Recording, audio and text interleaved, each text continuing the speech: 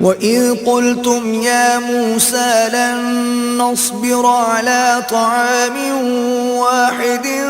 فَادْعُ لَنَا رَبَّكَ يُخْرِجْ لَنَا مِمَّا تُنبِتُ الْأَرْضُ مِن بَقْلِهَا وَقِثَّائِهَا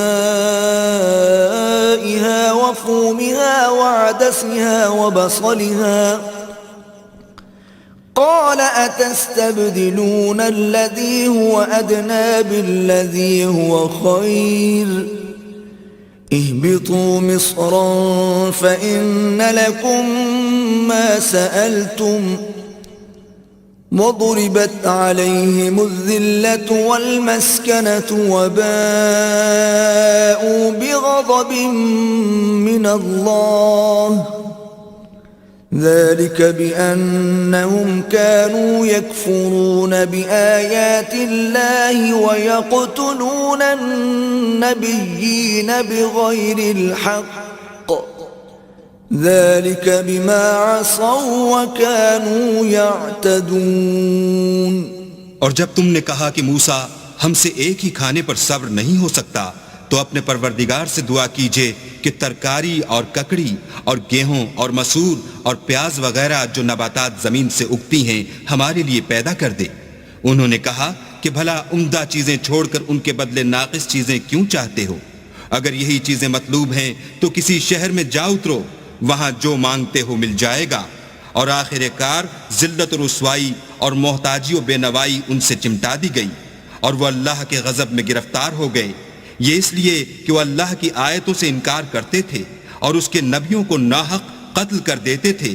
یعنی یہ اس لیے کہ نافرمانی کیے جاتے اور حد سے بڑھے جاتے تھے۔ ان الذين آمنوا والذين هادوا والنصارى والصابئين من آمن بالله واليوم الآخر وعمل صالحا فلهم أجرهم